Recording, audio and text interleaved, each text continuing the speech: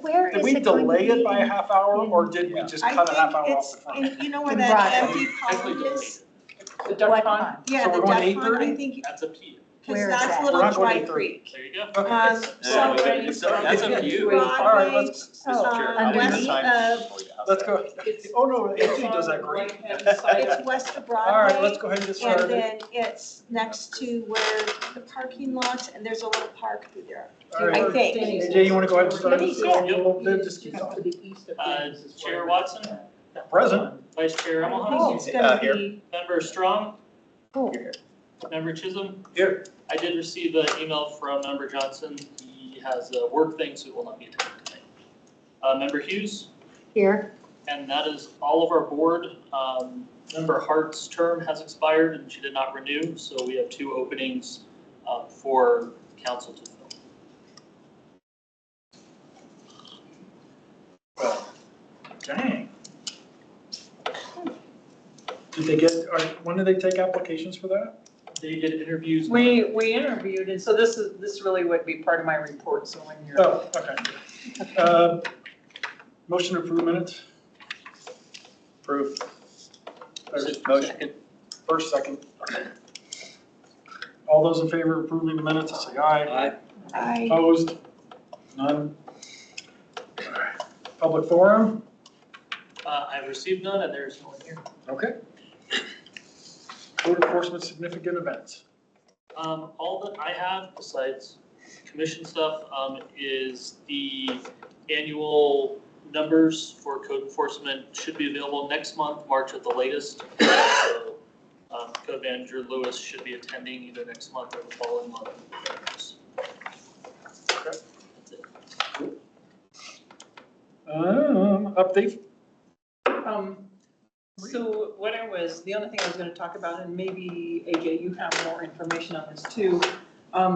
We did board and commission interviews Monday and Tuesday, so the last 2 nights. I noticed that there were 2 vacancies, the alternate and who else vacated their seat? Do you know? It would have been, Member Hart.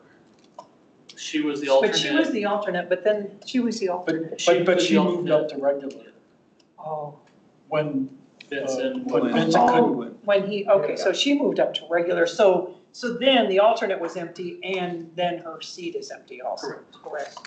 Okay. There were no applications for Code Enforcement Advisory Committee. Did we post that late, the openings?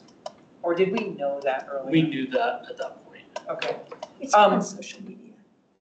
okay, so basically, I think there's a couple people that got appointed. There were so many applicants, there were more than enough applicants, so people were asked, and so I think the people that we temporarily appointed probably will be called and see if they want those positions. If they don't get filled this time, they'll be filled in 6 months. So.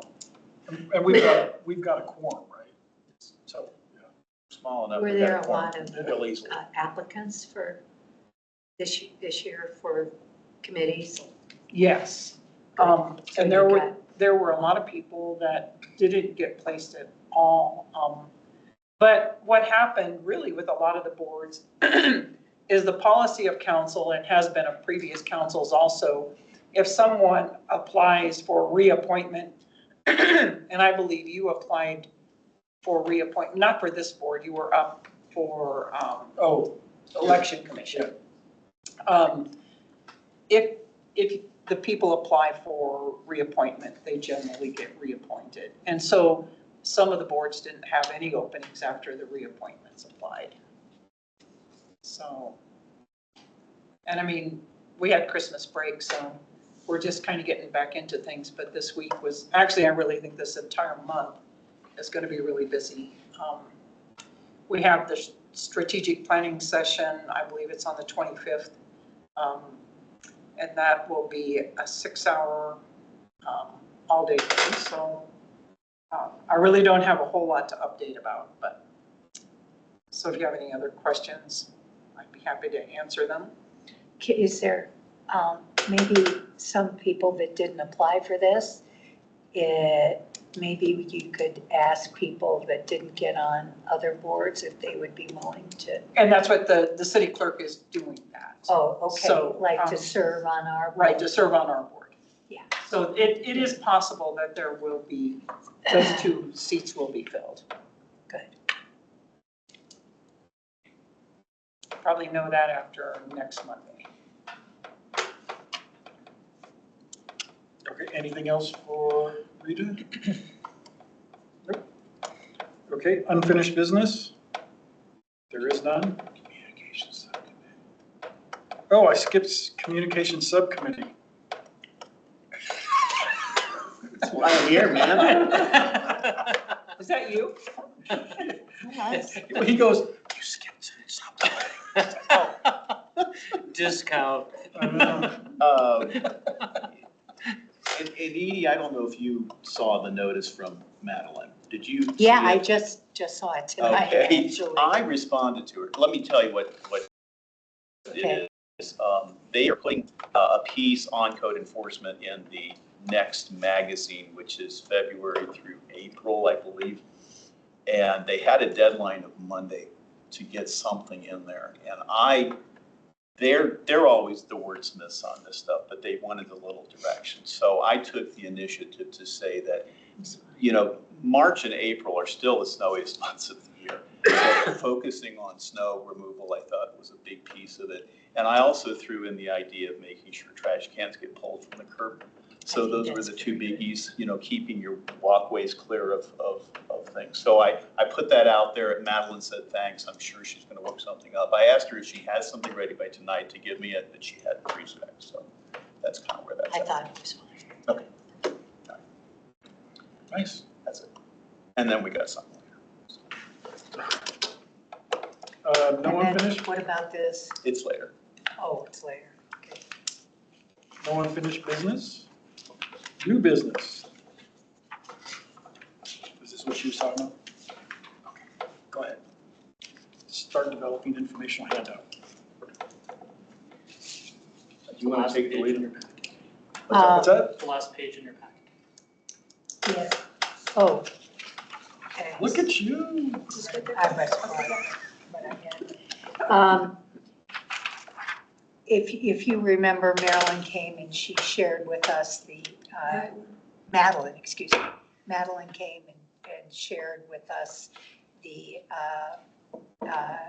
informational elements and doodads that are included in the welcome packets for new residents that are distributed by the neighborhood association chair.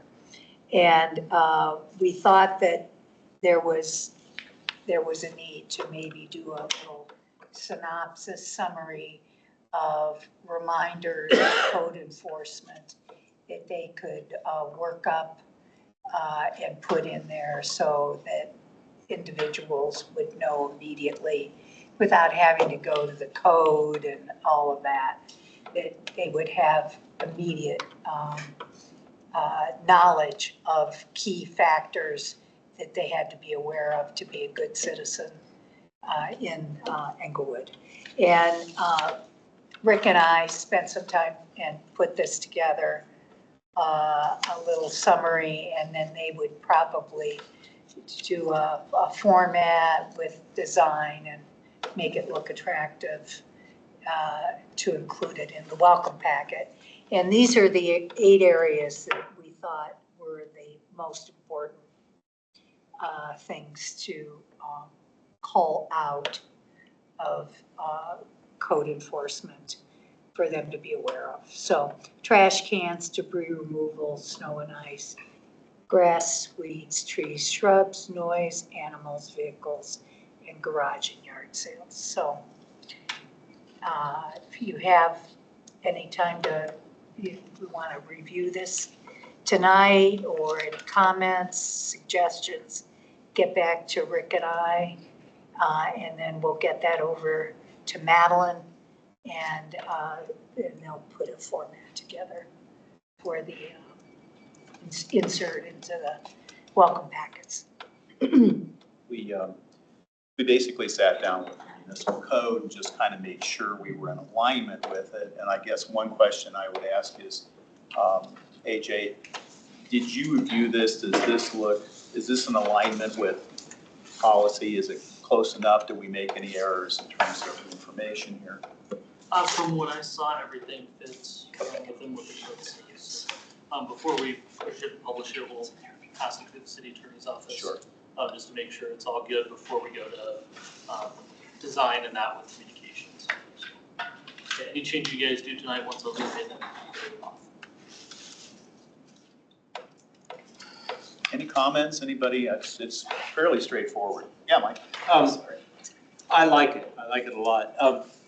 Comment, there's no mention of alleys. And I'm wondering, maybe under grass, weeds, trees, and shrubs. I think it needs to be understood that your alley is your responsibility. And I don't see that in here. So if that could be added or emphasized in some way. I could read this and say, well, I'll keep the front of my house weed-free, but I didn't realize the weeds in my alley are my responsibility as well. Well, it's really alley, it's more than just weeds in the alley. Right. It's maintenance that can't happen. All of the, I guess what I'm saying is, there's no alley in here. Yeah, So yeah, I think Maybe it that's would a help. standalone. Yeah.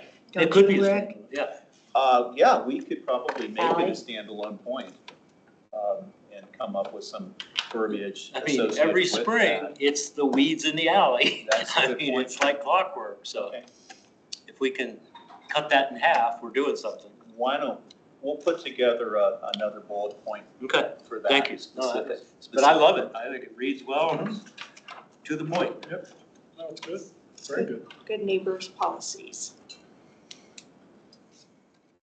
But we wanted to keep it friendly. We tried to spin it with the positives, you know, mostly having to do with keeping Inglewood safe and beautiful, you know, that's the whole point. So we want to try to make sure it's read that way. Every time I see good citizen, I think of 1984, I don't know why.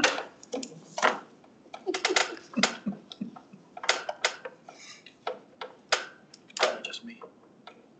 So didn't get me right away. Is there any other comments offhand, any other thoughts people have that we can adopt and modify with this? If you have them, why don't you shoot them over to AJ? And that way we can take them from there. All right, anything else on that? Very good. That is good. Somebody thought to print it out, jeez. Crazy. All right, so review the EMC Title 12 and then start on 15. Title 12 is going to be very simple. Public utilities. Code enforcement will assist and issue summons under the section for utilities and public works. No action required by CEAC. Here's 16. Okay. Here's 15. On to 15. All right, so we start with health, sanitation, and environmental protection. So chapter 1, 15.1.1, applicability and definitions. The abatement of nuisances in the city of Inglewood is hereby declared to be of local concern. I'm not going to read all this, right? So has anybody looked at A and B, and are there any questions on that in, under 15.1.1?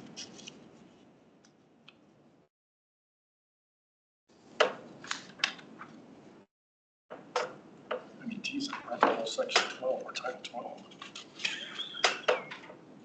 All right, I'm moving on to 15.1.2 definitions for the, okay. The following definitions shall apply. Are there any, I'll give everybody a second to look at it. Just- Here's 3, 2.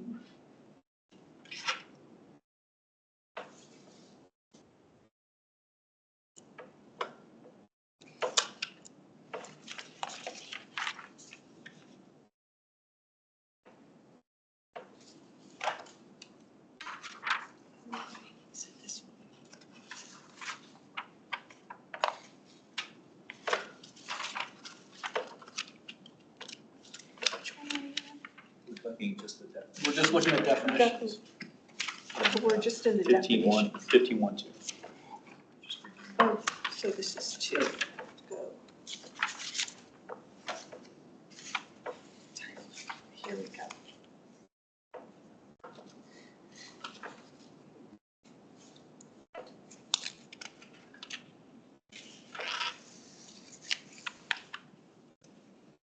I have a question about, maybe AJ, just, because it comes up later on when we talk about inoperable vehicles. How does the city determine what an inoperable vehicle is? So the situation's it's gonna depend on what's going on. I mean, inoperable vehicle could be simple as flat tires, unlicensed vehicle, vehicle with no tires, vehicle that has no headlights, taillights. Basically, it has to be able to be driven under its own power legally on the right of way. And if it doesn't meet that, then it would be considered an inoperable vehicle. Okay, so a car with a flat tire in the driveway, but it's licensed, it's current. That could be cause for a violation if somebody actually turned it in. Yes. And we've had properties that have inoperable vehicles that are fully licensed that haven't moved in 10 years, and we're back out there repeatedly because the tires go flat, they reinflate them, they take the car cover off, they start them up. No, it's running, it's licensed, our case is closed and done. Okay.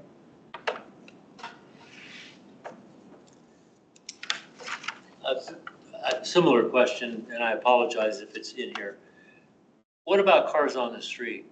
If somebody has their car parked on the street in front of their house with a flat tire, that's inoperable, correct?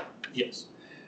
If they have a pickup truck parked in front of their house that has not moved for 30 days, is that legal? As long as it's currently registered and operable, so if Okay. that, the city got rid of the 3-day or 72-hour requirement for Okay. vehicles before I started. I don't know, let's remember, Russell, if you remember when that was changed. I don't remember when it was changed because I didn't remember that it was. I mean, probably 4 years ago, somebody called me, there'd been a car parked on the street for quite a while and they did come out and put a tag on it. Yes, so there's the parking requirement, and then there's the abandoned vehicle notice under the state, under Title 42. And that's what our abandoned vehicle and parking officers issue. Okay. But if someone comes out and says, they get the notice that right now it's a red tag, no, that's my vehicle, it's in front of my house.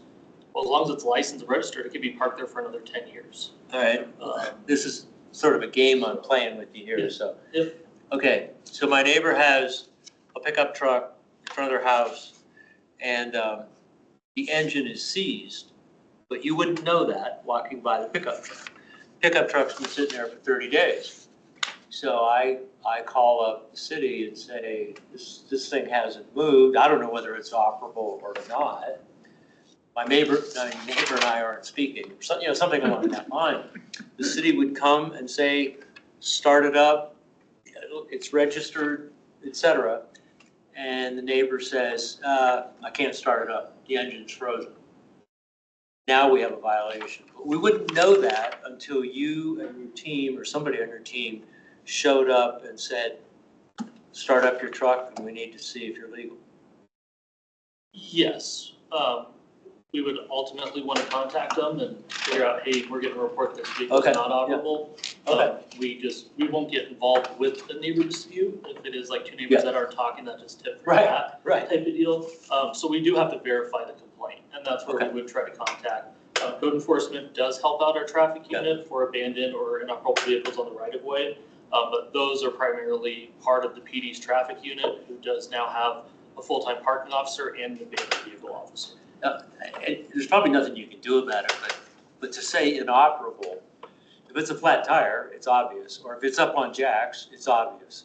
But if it's just sitting there and the fuel injector's clogged up, you don't know until you say, start it up and let's see if it's working.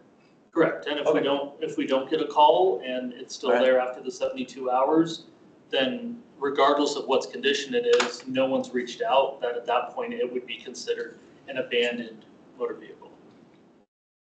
Say that again, what? So the state notice for the 72 hours Okay. basically notifies whoever owns that vehicle, you have 72 hours to contact us or to move this vehicle from the location.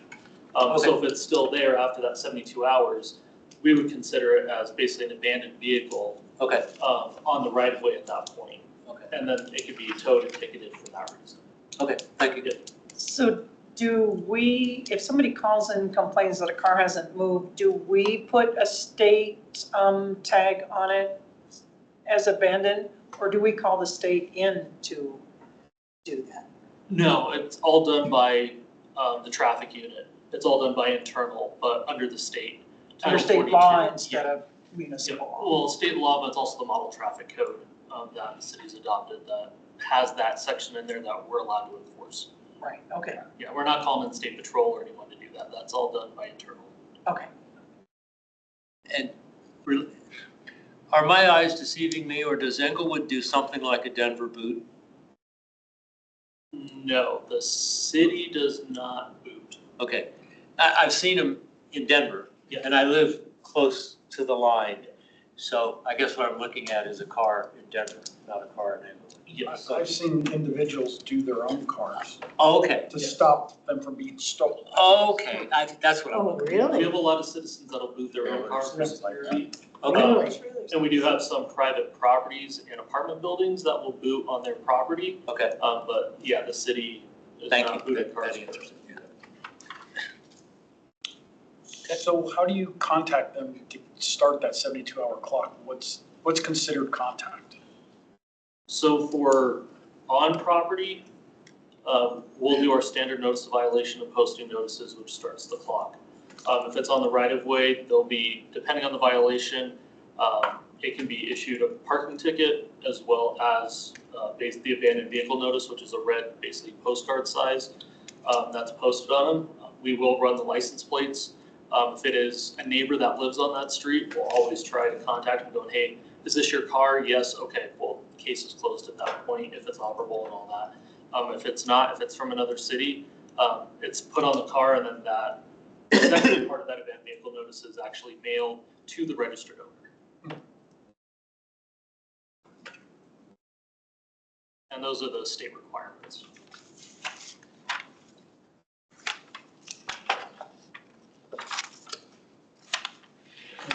Does anybody need still more time?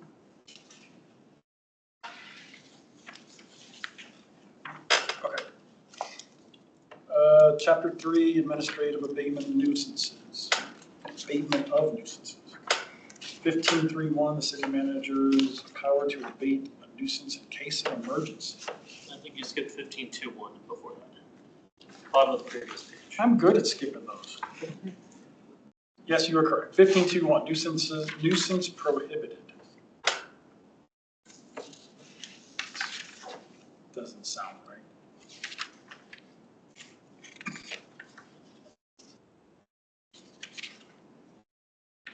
It's pretty straightforward. Yeah, but why is that in code?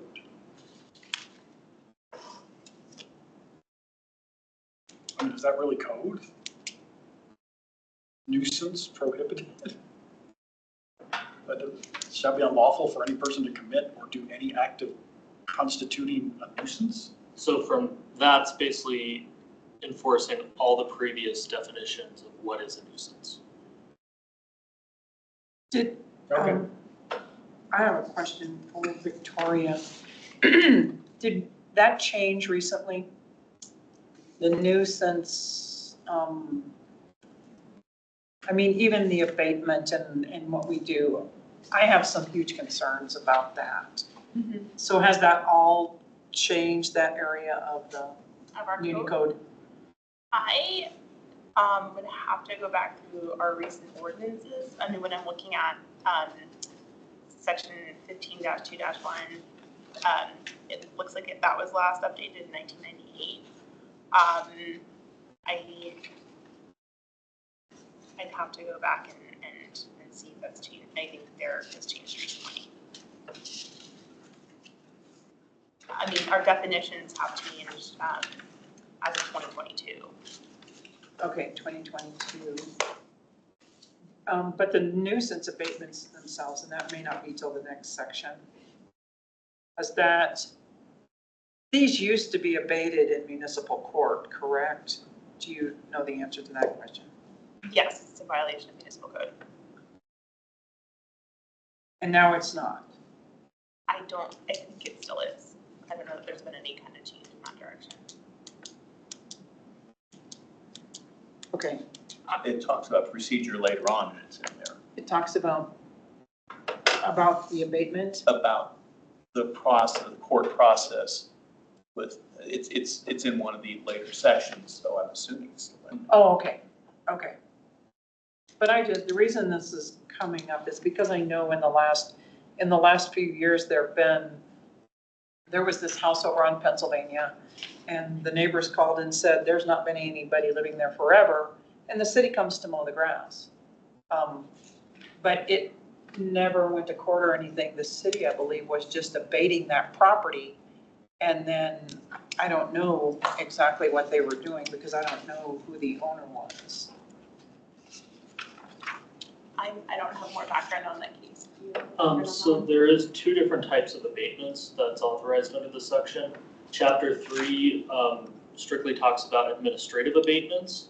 And 15.3.1, which is the next one we'll talk about, is the city manager's power to abate in case of emergency and a non-emergency. And then chapter 4 is the judicial abatement. So there are two options for abatement, either administrative or judicial for the process. So if they do go to court, as it states on the violation of posting notices, that a summons and or abatement can take place. The abatement by code is allowed to take place either administratively or judicially. Does the person that's charged have the choice or we're choosing for them? So once they receive the posting notice, they do have the appeal process.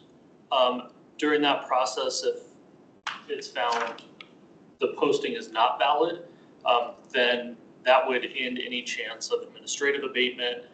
It would have to go back through basically posting through a court process, and then it would be, if you're found guilty, a judge would abate it, if that's what the judge chooses to do. If they either don't appeal or they lose the appeal, then it's still allowable to go forward with either an administrative or judicial to include a summons or not. If it's a judicial, there'll be a summons automatically. If it's administrative, there's the option of either abating it or abating it with a summons. Okay, I appreciate that. And I did, and this probably was a couple years ago when that whole thing was happening with the lawn being mowed, how many abatements had actually been done in the city, and there were a lot of administrative abatements. And I don't know, I think that maybe is something that this group would want to look at, because the administrative abatements, I don't know, I just would like you all to look into that. And the reason is due process rights sometimes are violated. And there was somebody up in Northwest Inglewood that called, and they had an administrative abatement and could not even enter any evidence in the hearing. It was before a hearing officer, it wasn't a judge. And it was about a dead tree, and the tree actually was outside of their property line. But they weren't allowed to enter that evidence. So that's the only, and I forgot to bring my paperwork tonight, but I'll look at that. So just when you're looking at that, I think that's something that we should. There is an administrative appeals process here. Administrative appeals. Yes. That's, okay. Thank you.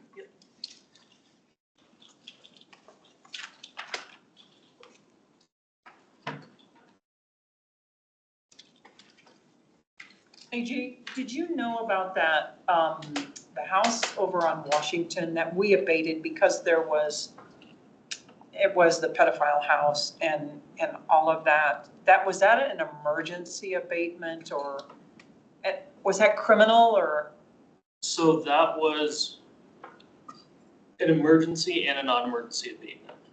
So the emergency abatement side of that was the immediate board up, fencing off of the property. And then the non-emergency side of that was actually cleaning up the exterior of the property to remedy the rodent issues, the trash, the people coming onto the property and that. So it was a mixture of these. Okay, and I mean, that one was totally different. So, okay. I just wanted to Nope, that's fine. plant some thoughts. Yeah. Okay. No, it didn't.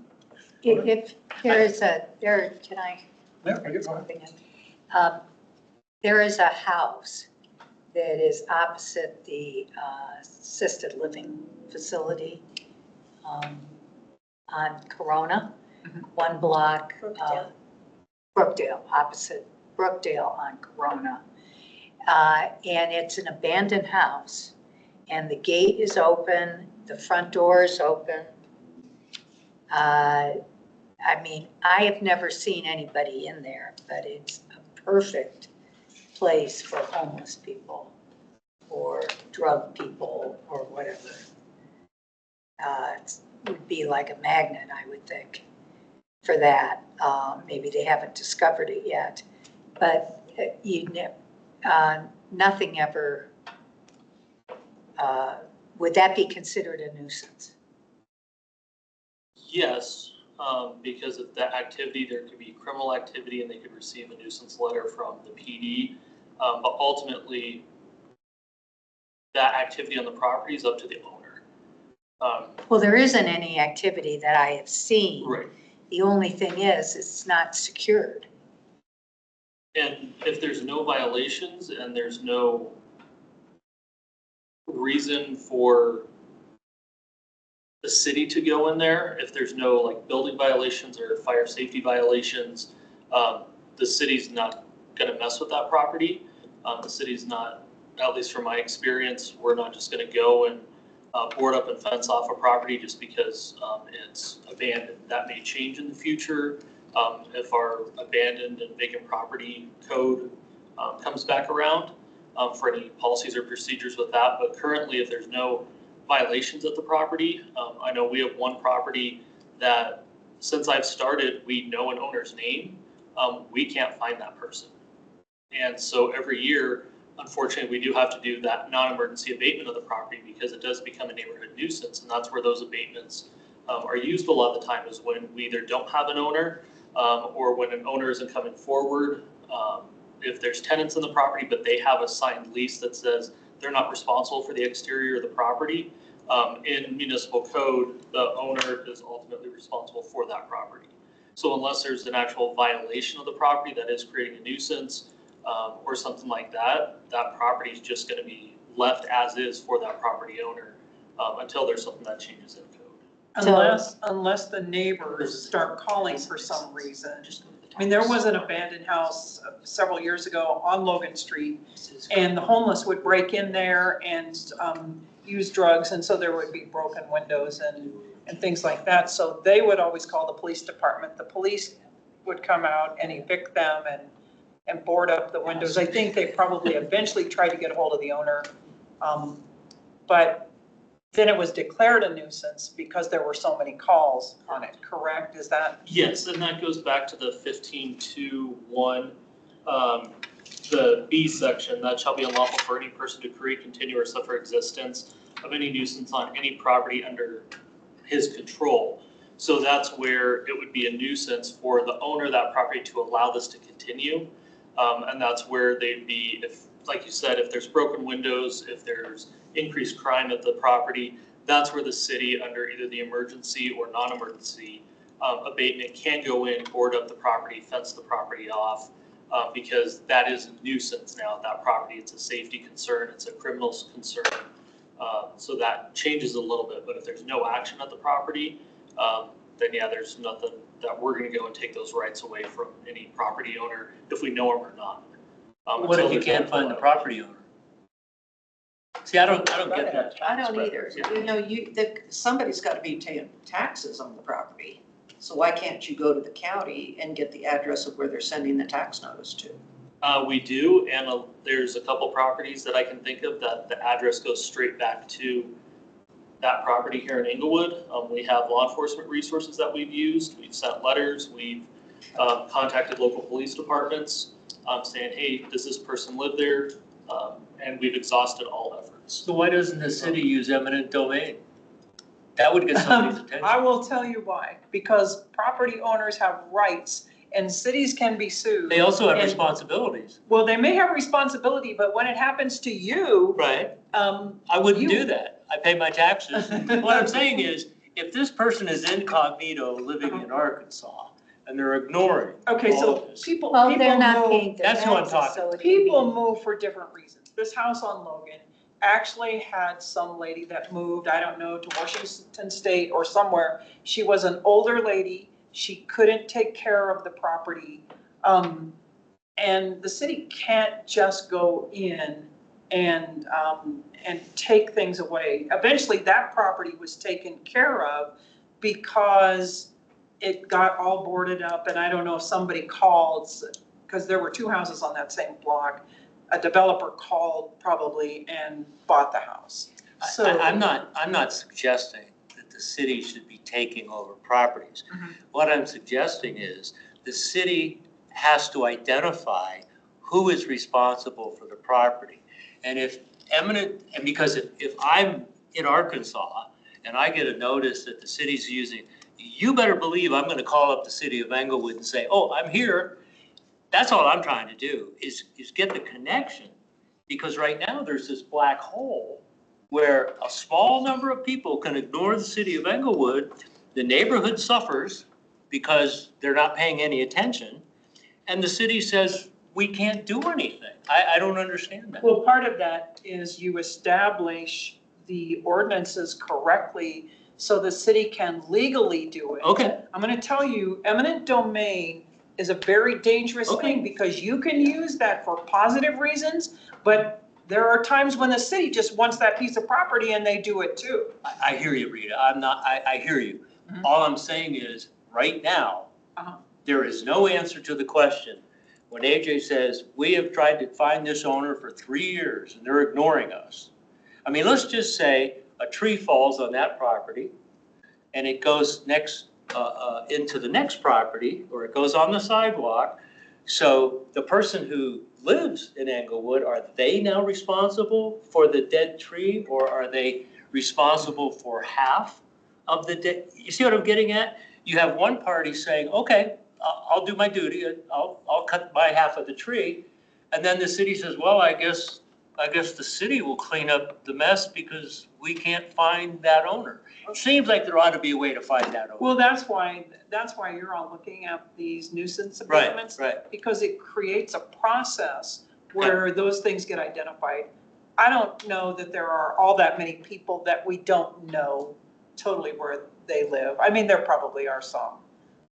Would you say there's a lot? I would, from just top of my head, I would probably say there's at least a dozen properties. That's a lot. We have a name on county assessor All right. record, but we've had absolutely no contact with them ever. And so how the process works is if they're paying taxes on the property, we will enforce the code and clean anything up that is a safety concern. All right. Snow and ice, grass and weeds, if Okay. a tree falls, through the abatement process. Okay. That abatement process gets charged back to them through the county through a lien. And so that way, All right. the taxpayers aren't paying for it. It Okay. ultimately will go back to the county on a lien on that property. So ultimately, you do hold that owner accountable. Yeah, if and Yeah. when they try When and they sell the sell property. the property. Right. Or the But until the will property go- is sold, the lien can't be collected. Okay. Right. Or the And if property they will- don't pay their taxes, the county would eventually take it or sell it for tax. They Sell it sell it for- for taxes. for It would taxes. be It's lien. kind of like eminent domain. Right. But the lien would have to be paid before that sale for taxes. But if the Would be taxes legal, are paid, correct? the property is considered owned, it's, I mean, you can't cross that line. You gotta wait till they stop paying tax before you can really act on it. Okay. All I'm saying is there should be some Or they sell it. responsibility, accountability for that person or owner. And I guess ultimately there is, the way you described it. Yeah, and ultimately, if they choose not to truly abandon the property, Okay, if it does end up going to tax sale, which they fail to pay their taxes, okay. the county will list it, a tax sale will happen, which is normally a year after the fact. Yeah. Whoever buys the taxes has to sit on the property for 2 years before they can claim it as their own for unpaid taxes. That owner has 2 years to update, pay the taxes, the fees, the interest back to the county for whoever paid those taxes up front. All right. If they do, they get their property back. If not, after that 2-year wait period, whoever paid for the taxes now will get that property from the county. And so, But will your lien be paid? Yes, that's all Okay. done through the but taxes. during That's all that you time lag, there could be a neighbor on the left and the right whose property value is being hurt because that property in the middle is not being managed. So that's not fair, I don't think, to the two responsible owners that are next door.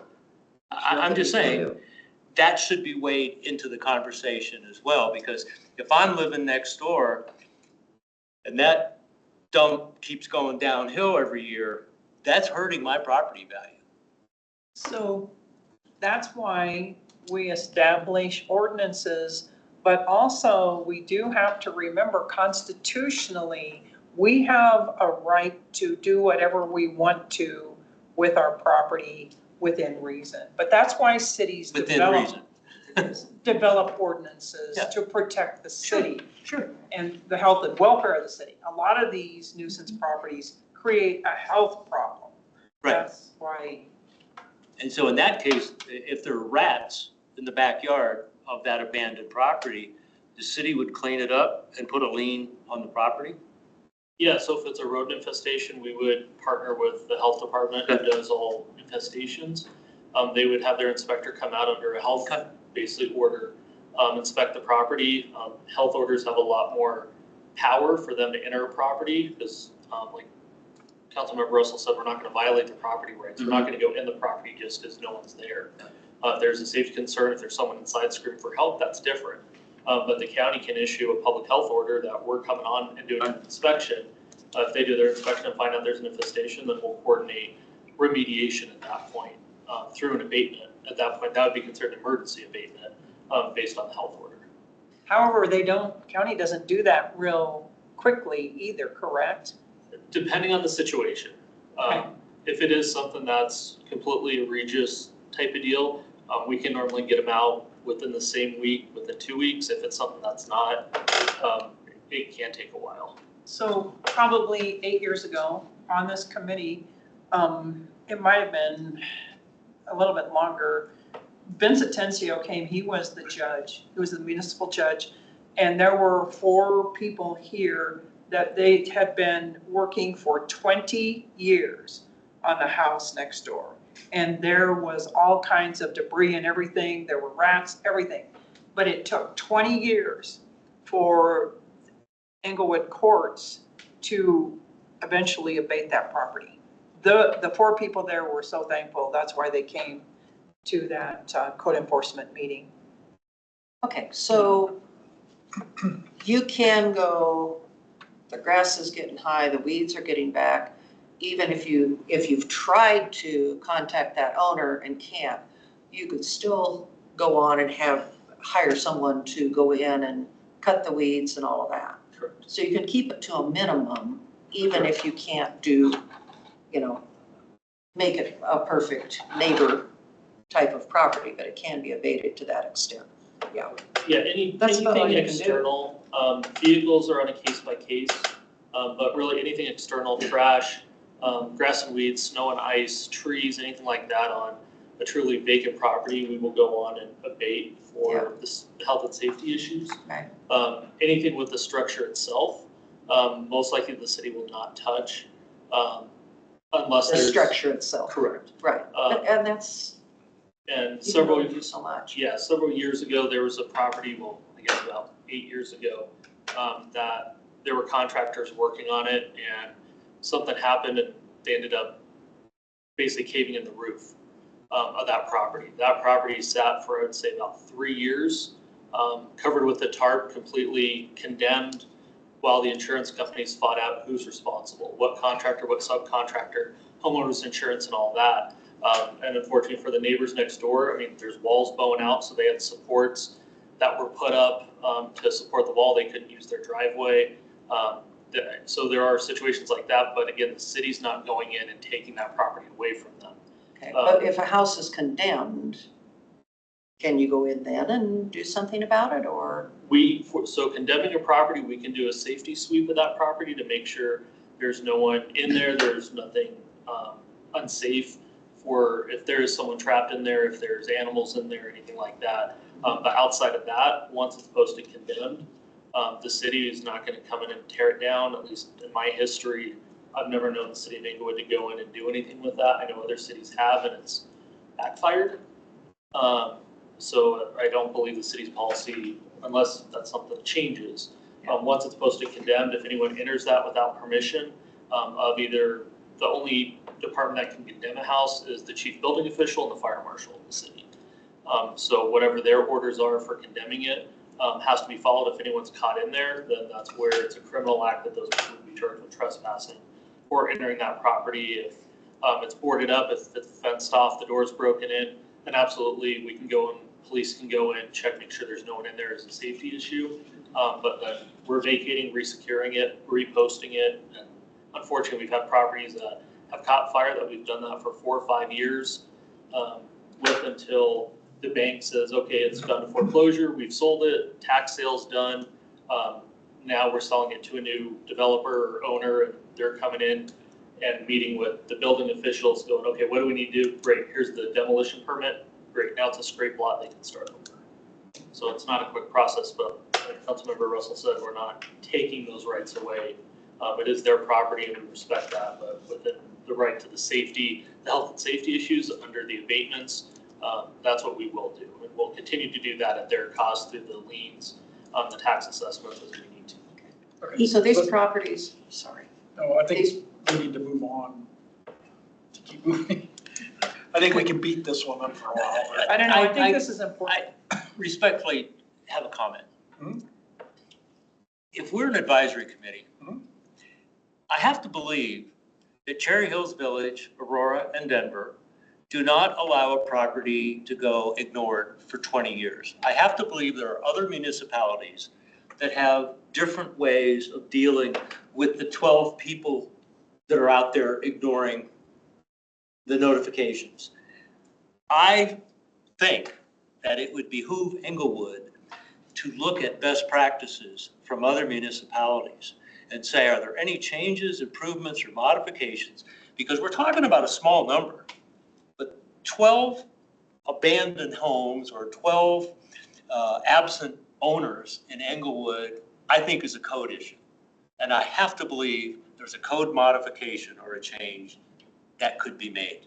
I'll be quiet now, but I don't like hearing it is what it is. We can't do anything about it. Live with it. I don't accept that. So please, somebody look into it. So that's something that the city attorney's office can do. We can look into, do a canvas of best practices of those surrounding municipalities and present to this board on potential recommendations for code changes consistent with those best practices. I'm sorry, I couldn't hear you. Oh, we can undertake that research project and provide that, proposed revisions based on other surrounding municipalities, if that's the direction of this board. That would be a good Might idea. make that a formal request from them. How do we make the formal request? You can, one of you can move to make that request. Oh, I'm sorry, I just didn't know if there was a form or something. Oh, No, no, I mean, no. I'm here. Okay. Something official. All right, well, Yeah. if you want to look into that, then make a motion. Make the I motion. move that we look into it, Okay. or that we ask the city to look at other approaches to improve the situation that we have at hand. On abandoned However properties, you want to word that. on abandoned properties. Abandoned properties or absentee landlords.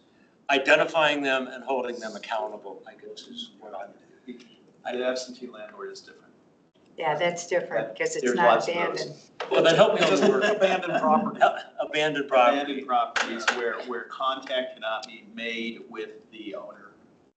How, what other procedures are done throughout the metropolitan area to manage through that? Yeah, how do other municipalities do it? And I suppose it's ultimately a change in code somewhere that the city said, There could We be wanna codes out make there this that are change. being used that Yeah. address those. I'll So- second that. Second, okay, there's a second. thank you.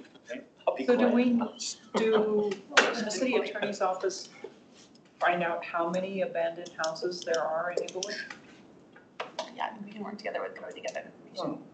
I believe there's a presentation that was done to city council by the fire marshal and chief building official a couple months ago. And I believe we tried to pull those numbers, but there is no current database for abandoned properties. I mean, we know properties that we haven't had any luck with, but there's no database of marking this property as abandoned. So unless we do a door-to-door search, of every Okay. property, we won't have an accurate list. I'm not sure what happened with that proposal from fire marshal and chief building official for exactly what you're talking about. It was gonna be a vacant abandoned property code, that there was fees that were due, if you were abandoning your property within so many days, within so many months. I can't remember all the details, but I think council may have tabled that talk. We could have, and I don't remember offhand. I can look. We can also work with the utilities department to discuss whether or not water is being provided to certain properties, and that can also give us an additional indication, in addition to complaints, what properties may not be inhabited. Okay. And I think that's what we ended up doing. Okay. Plus they got a new water meter. And can you keep us posted, in other words, as you do what you do, can you just keep us posted on Yeah. what you're learning, what you're finding out, et cetera? Yeah, Thank you. once it's finalized, we'll do a presentation Sure. with this group. We want to do a vote. Oh, We have a first, a second, a discussion. Now we just. yeah, we have first and a second. Does everybody agree with this, to ask that question you asked? Yes. Call for vote. Okay, call roll. All those in favor? Aye. All those opposed?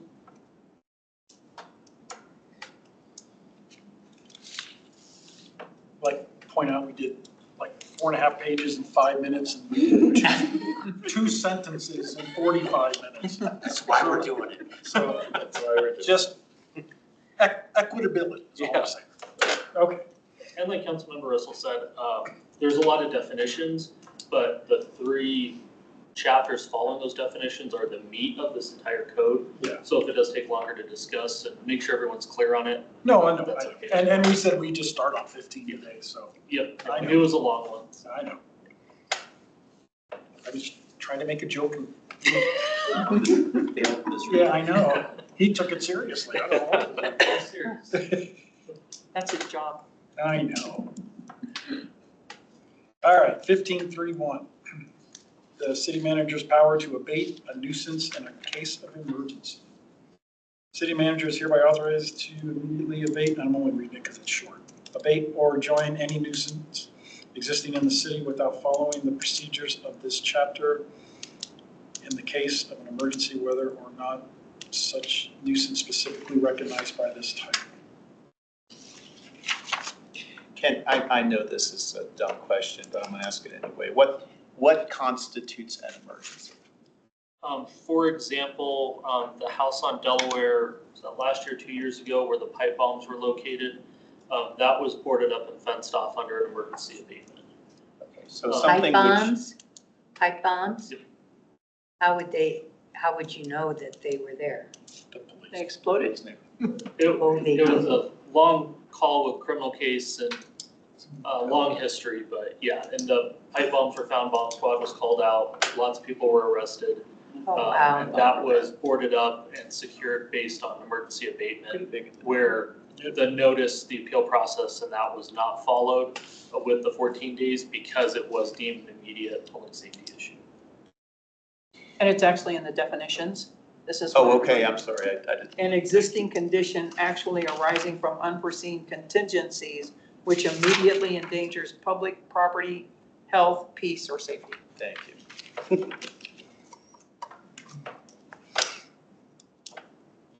Okay, are there any more questions on 15.3.1? Okay, 15.3.2, administrative abatement procedure in non-emergency situations. You can skim through it, and if anybody has any questions, please feel free.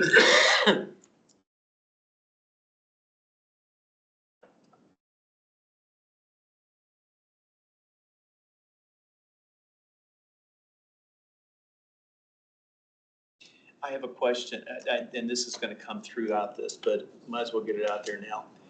Why is there only 3 days on graffiti when there's 7 days on everything else? So from my understanding, graffiti is viewed sort of like the broken window concept of where there's one, there's going to be more, it's going to invite more. And we've seen that across the city on Broadway, where one person will start tagging a building and all of a sudden the next day you have 2 or 3. So I'm not sure when that was changed and when that was added, but that's the theory that I've been educated on of why that was limited to 3 days, just because we want to get it cleaned up as quick as possible so it doesn't invite any other in that area. Yeah, I'm not questioning it as, we shouldn't have it, but it's very clear throughout here that it has that. And that's the theory and history that I'm aware of behind it. And another thing, gang activity does a lot of graffiti, and you want to clean that up as soon as possible.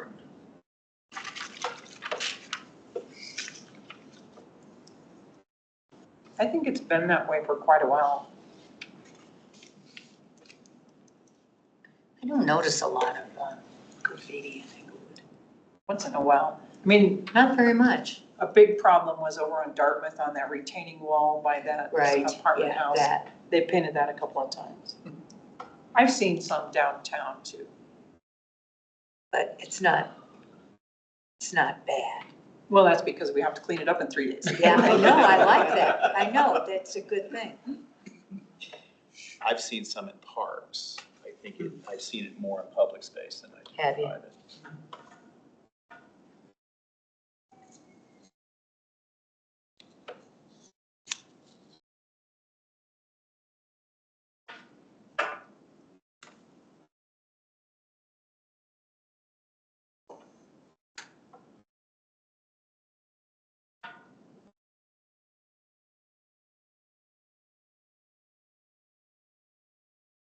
And I know we've talked about this quite a bit with grass and weeds and that, but there is a distinction between like the 7 and 3 days versus the posting notice of the 2 weeks. Everyone's good with that still.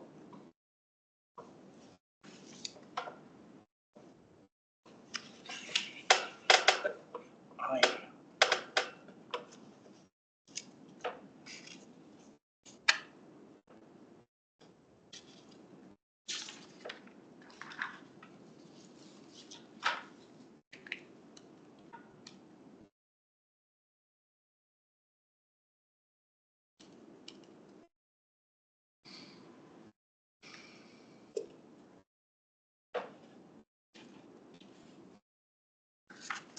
Has Inglewood ever had like community service projects? Like, I know Denver's done it, like they've had young people who got caught doing graffiti be the ones who have to go up and clean other people's graffiti up. Through the court with our restorative justice program, they do have different programs. The challenge with that a lot of the times is you have to get permission from either the property owner, if it's city property, and then Vicki may be able to answer better. There is some liability for having just general community members doing that. I know when we do like the cleanup day, there are waivers and everything else that have to be signed, and that's all done either on properties that have requested it and approved it, but just going to a property and clean up graffiti, it's a big process. I was thinking like the kids that they caught, who were the taggers. Right, and it's gonna And depend on they- their age, if they're juveniles, but our restorative justice that's been set up through the city, and you may know more on the process and what they can do through restorative justice. That would be a question for our municipal court and AIMS that consents in that runs the restorative justice program. But no, there are certain liability concerns. I mean, certainly when city staff does volunteer events, to help clean up property. Like there are issues that we've encountered where there could be needles or things that could injure someone when they're just going about doing that. So we want to make sure we're not setting up someone to be in a harmful or unhelpful situation. Especially when they're young. Right. The community service part of that is a great idea, it's difficult to actually put in place. And they don't always put graffiti in flat, even spaces either. Do they, does the city help homeowners, say if they got graffiti on their garage door or whatever, do they help give, because that sometimes you don't know what to do or how to remove it. Do they help give you advice or? Yeah, I mean, we'll have people calling all the time and say, hey, this is where we got graffiti. What do you recommend? And we can give general recommendations. The city does not give recommendations on companies or anything like that or provide any services, just because we're not picking one company over another and favoring. So we'll give advice if it's on brick, what's the best way. There's a lot of over-the-counter, if you will, that you can buy at Home Depot and Lowe's. Right, chemicals. yeah, that's what I was. But there are actual industrial chemicals that require a license because they are not environmentally friendly, that Right. only companies can get that actually do a better job and are less invasive on the material that's under the graffiti. It just depends on the situation, but we try to work with the homeowners or business owners, say this is what we've seen in the past, this is what works, this is what you can try. If not, best option is go into Google and type in graffiti removal and see Right, okay. what option works best for them.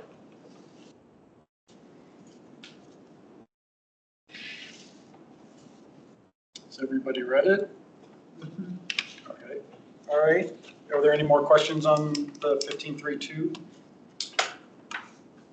All right, moving on to 15.3.3, the notice form.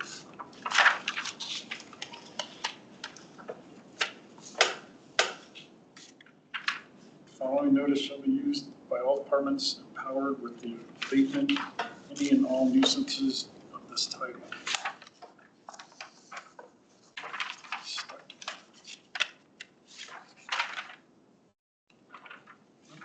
This is the exact same wording that's required on the back of the weed notice that I was gonna ask you you all that, developed. that's Yep, what that's where rolls over. that wording comes from.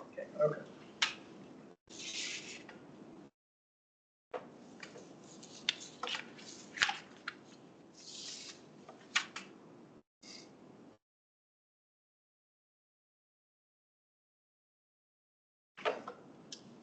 There's your appeal process.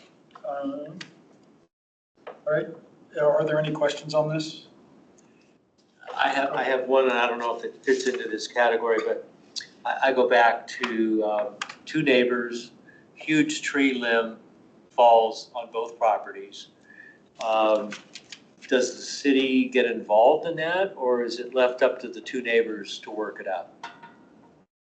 So if it's involving two neighbors and their shared property line or anything like that, that would be between the two neighbors. Okay. If there's property damage, that's where they would have to get their insurance companies involved. Okay. But in those type of situations where it is determined it's a shared property line, it's a shared tree. Yeah. If someone has a current survey that shows and actually marked out, they have the licensed surveyor's Yep. report and says, no, that tree is on the neighbor's property, then absolutely we will issue the notice to that neighbor where the tree is on because they have evidence that they could ultimately bring to court and become a witness of Yep. that the tree's on their neighbor's property, where a lot of those situations happen where the tree is on a shared property line. That's something that ultimately they'll have to go to civil court and have a judge determine who's responsible for what if they don't want to agree. I mean, I've always heard if it's on your side of the fence, it's your responsibility, and if it's on their side of the fence, it's theirs. So hopefully neighbors talk to each other and get a chainsaw and take care of it. That would be ideal. Okay. One thing the city does offer is they offer neighbor mediation services. So when there are those kind of disputes between neighbors, we have a process where a third party can come in and try to help the neighbors resolve it. So that's something people could use to their benefit Okay. too. Thanks. When you say for them to grab chainsaws and take care of it, what do you mean? Use your imagination, Rob. Okay, just But curious. to clarify, if I have a tree on my property and it's overhanging another property and it's potentially deceased or something, that, the owner of the other property can cut that tree off of their, that's hanging over their property line, right? I mean, they have the ability to do their own trimming to manage that tree. Yes, so under state property law, there is a clause in there for vegetation that's over the property line, that they can trim any of the branches, anything that's over the property. They cannot touch any of the trunk, the roots, or any critical part of the tree if they end up killing the tree. And we unfortunately had a situation where a neighbor ended up clipping vegetation on their side of a fence, which was fully allowed to do. However, they ended up treating the end of them with some sort of chemical that ended up killing the entire vegetation on both sides of the fence. Now that's an issue.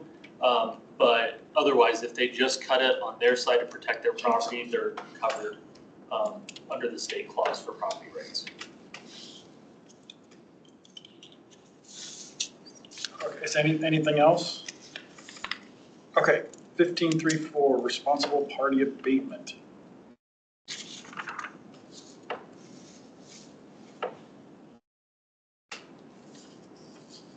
That's pretty self-explanatory. Any questions there? Nope. Okay, 15.3.5, administrative appeal process, or procedures, sorry, procedures.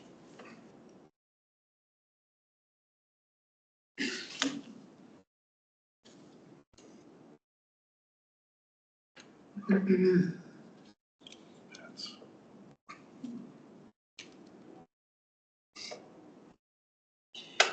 The hearing officer is connected to the courts. Is that an extension of the courts in this, or how is that City handled? council had just appointed 2 hearing officers recently, administrative hearing officers, so those were appointed by council. Okay, so though appointed as in they are an employee of the city, They're contracted. Yeah. contracted? Yeah, so that if we have a hearing, they come in and hear it and the city pays them, but they're not on salary. Correct. Okay, so it's a 1099. Okay.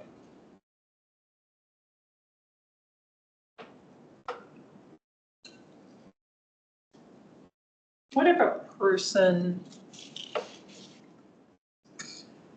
wants a judicial decision because they feel the hearing officer hasn't been favorable to them for whatever reason? Are you saying an appeal to the appeal? Well, appeal really to the court system rather than to a hearing officer. So if a summons to court is issued, then most of the time that will be done through the court as a judicial abatement. If a summons to court is not issued, like in the cases where a property owner can be contacted, or if it's a property owner that comes in after the fact, that all of a sudden it's day 15 and we're doing our best to reach out before we do an abatement, and then all of a sudden they come forward and say, no, I'm not coming into town, I'm not doing anything like that, before we get the abatement because the property's still in violation. But if they're around, if we're able to issue them that summons, to do a judicial abatement, they have to be issued a summons and go through the court process. The judicial abatement's a part of that process. So yeah, if they're able to be contacted, issued summons, then that can go through the judicial process. And that's probably 90% of our code cases.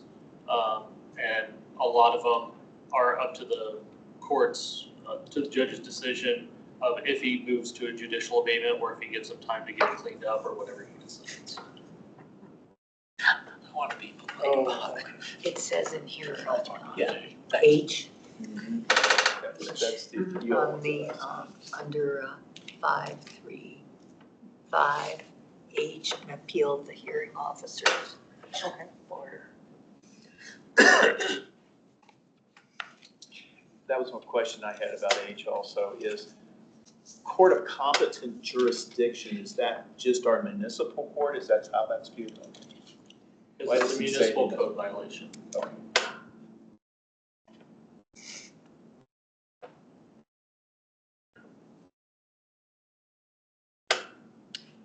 any more questions on there? 3.5. 15.3.6, city abatement options.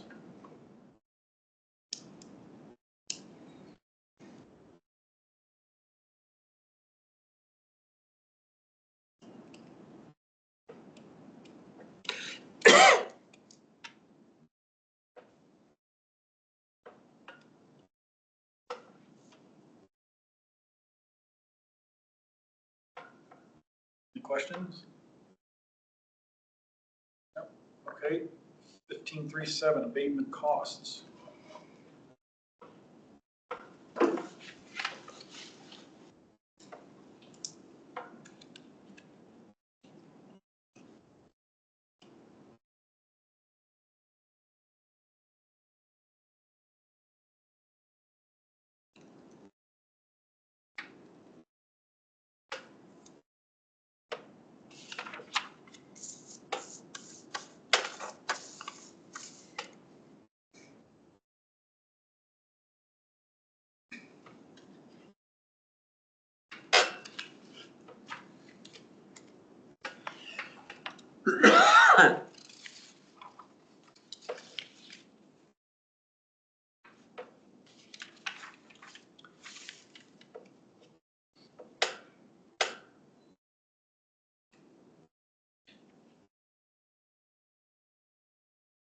Are we turning these over to a collection agency?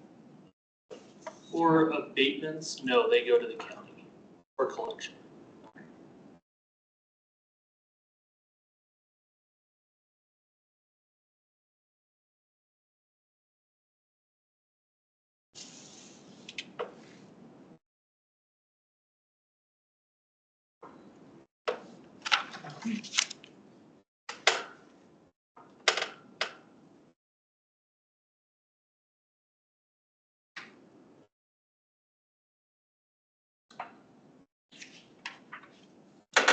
So for abatements, they don't put just liens on things, they, civil actions are taken, they, through the courts? So the county, how it works is, through the county process is that we will submit it to the county. The county will put it as a special tax assessment. And then depending on what it is, the city will get paid by the county, and then the county would collect it through the tax assessment when the property's sold or taxes are paid. And then they'll be reimbursed that way. Oh, but it says this, for unpaid cost assessment not resulting in actions from the city or the Inglewood Municipal Court, the city attorney shall, at direction of the city council, institute a civil suit in the name of the city. And I believe those are for judicial abatements. Those are what? Those are for judicial abatements. Because that was ordered by the court to be abated, which is a different process. So if the judicial abatement's ordered, the city would pay for that. They'd be ordered to pay that by the court. If they fail to pay it, then it would go through basically a civil collection action by the city attorney's office. Okay. If I read that correct. Yeah, I don't have any amendments to that. Can you give me an estimate about how much money is spent on this for abatement by the city on an annual basis? I don't have the numbers, but I'm sure we could probably get those for next month. And I would question, it's 25% an adequate coverage for all of the administrative costs involved? It seems to me that in some cases you'd be really losing money.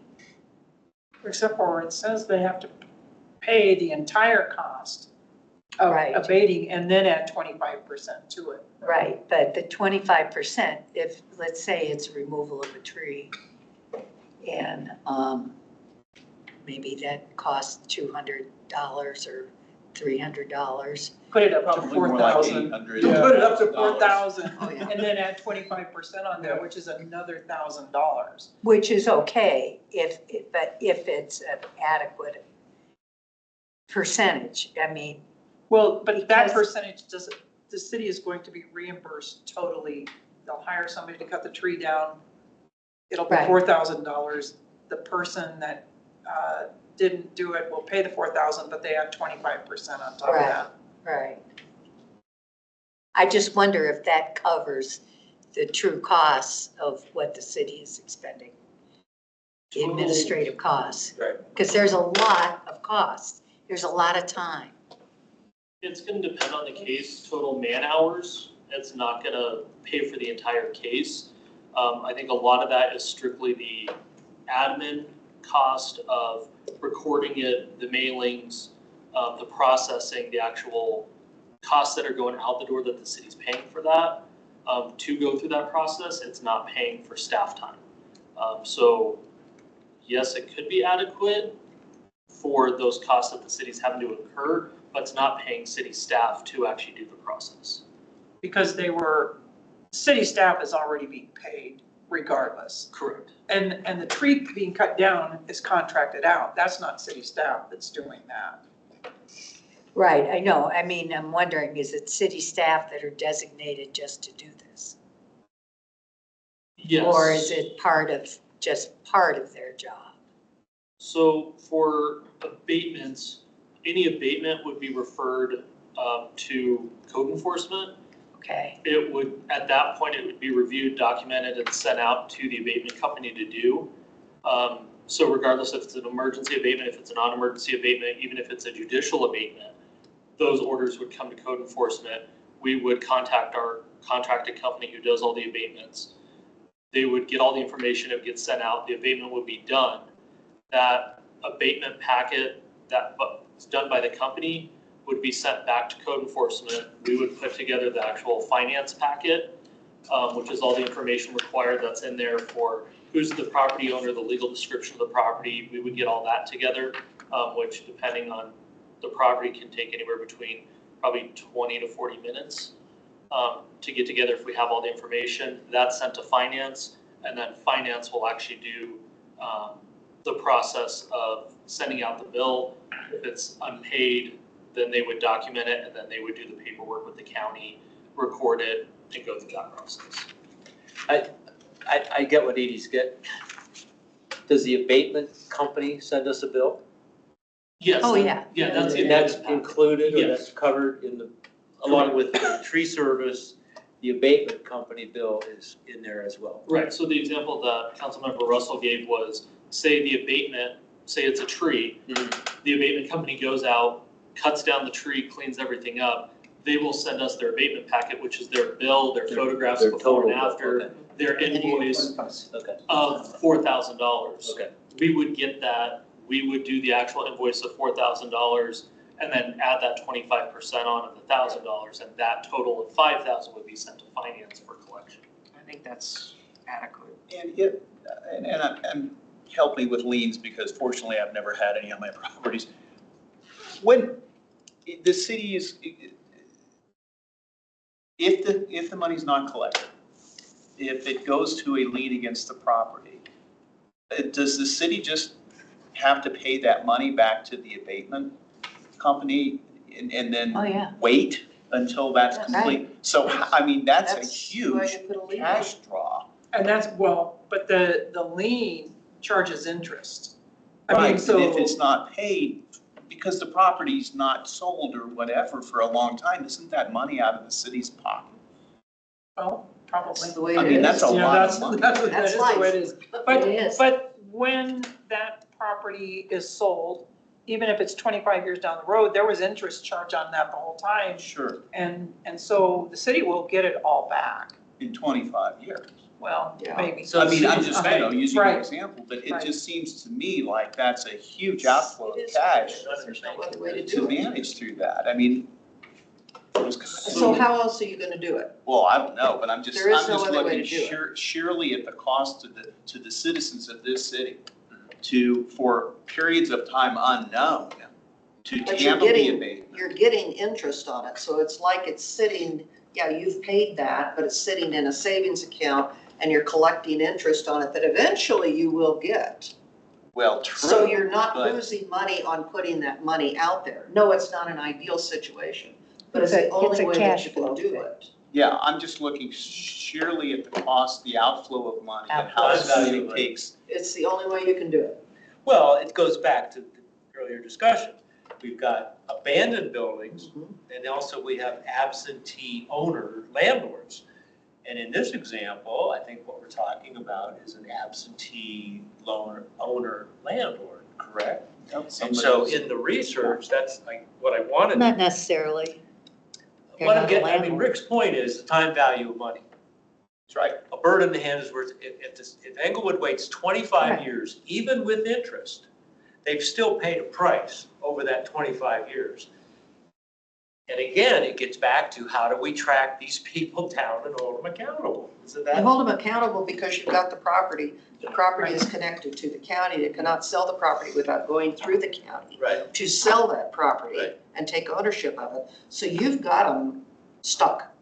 well, I don't know It what may the be interest 20 is, years but down the road, but but there is Englewood- no other way to effectively get your well, money then out I'd of raise it. it, I'd make that interest rate really high. I'm just saying, Englewood's not a bank. And to the extent that Englewood is. Right, listen, we can only- We don't set the interest We, rate. we don't set the interest rate. Here's the thing. The city can make it, we don't have that many situations. Mhm. But I'm telling you, if there's an economic collapse, we could have a really bad situation. Right. Because nobody would be able to pay. Right. And there's nothing you can do about that. If there is no money, there is no money. So, and to remedy some of the conversation, the county for most of our abatements is paying the city back from county funds right away, from those taxes that's already out there. So the county's actually the ones taking on the responsibility. Oh, okay. And they'll get all the Okay, interest. all right, well, that's. So for a lot of our, for some of our larger ones that we've done, You still in the county. there's only been partial upfront payment. And then once the property sells, which a lot of those, one of the last ones that was actually through the court process, that we did the abatement under the emergency section. But there's also a summons to court issued, and part of that is that the judge ordered the property will be sold. And as soon as it was sold within a few months, then the rest of that money was paid to the county and the city was paid back Okay. right away. So a lot of our abatements are the county fronts that right away back to the city, and the county takes that responsibility on. Our larger ones, there may be a split, but I don't believe currently on any old case that the city does have any liability that's hanging out there in gross tens of thousands of dollars, something like that. So yeah, that's not something currently that we have to worry about. If county changes their practices, right now it's all intergovernmental agreements, but if there are any changes of practice that may change in the future. But with the abatements that we're doing currently, there have not been any issues with the liability and funding that our finance department's been worried about. Good, good. So was that the bomb house that was ordered sold? Yes. I just have one suggestion. My guess is that the 25% has been there for a long time. That'd be what? It's been The there for a long time. 25% markup has been there for a long time. And I think at some point you have to look at, is this adequate or is this not adequate? And maybe it needs to be 35%. Or if it's too much, which I seriously doubt, maybe it needs to be 15%. I don't know. But I think a lot of times those numbers get in there and perpetuate themselves, and nobody does an analysis of whether or not they are truly covering the bulk of the cost, or are the taxpayers covering the bulk of the costs for these. So one of the things, if we're looking at what other municipalities are doing regarding abandoned properties, maybe we should ask what their policies are regarding dealing with the administrative costs. Are they marking it up when they're going in and having to abate the properties or not, and at what rate. And one thing we have found with that, it's pretty similar across Denver Metro, around that 20-25% range. Is it? Okay. It's no different than like a return check of what you get charged. The nice thing with the 25% is it is a true percent. So with inflation going up, with the cost of materials going up, Right. with everything like that, So your base. that price has already been adjusted with inflation. So see. something that this year cost $4,000, 10 years ago may have only cost $2,000. So because it is more expensive now, because it is a percent and not an actual dollar amount, it's still following inflation. That 25% is not meant, is from my understanding, and Vicki or Councilmember Russell, you may want to jump in, that's not to pay the city for the entire process of this case. For the abatement, that 25% is just to cover the cost to process the actual abatement itself. So if it's $100 abatement, grass and weed abatement on a abandoned property, yeah, it's only gonna be $25, but that's a lot less involved than a multifaceted whole property abatement with board up, fence up, contamination, vehicles, that's gonna be tens of thousands, but it's a percentage, so that's gonna go increase with it. Right. If that helps. Okay, we're at 5 minutes left. Yes. So we're gonna go ahead and finish this for today, and we'll start on the next section tomorrow, or next month.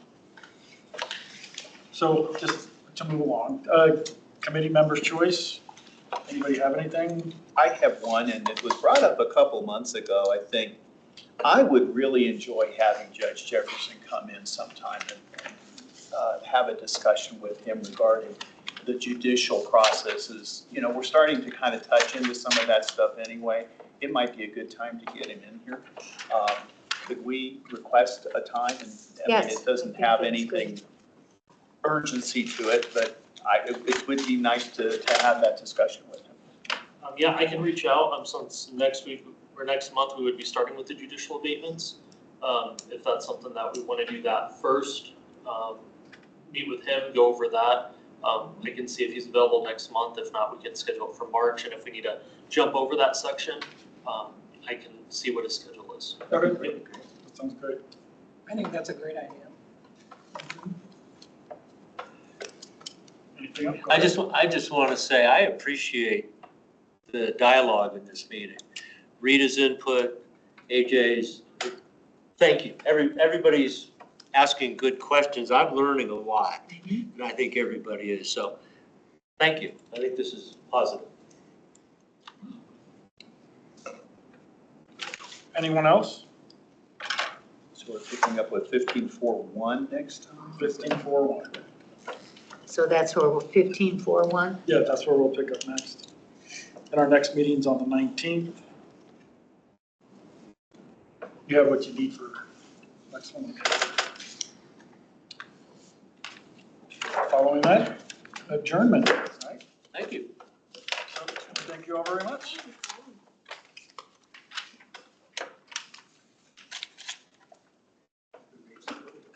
I remember things. Hey, I've some like extra papers.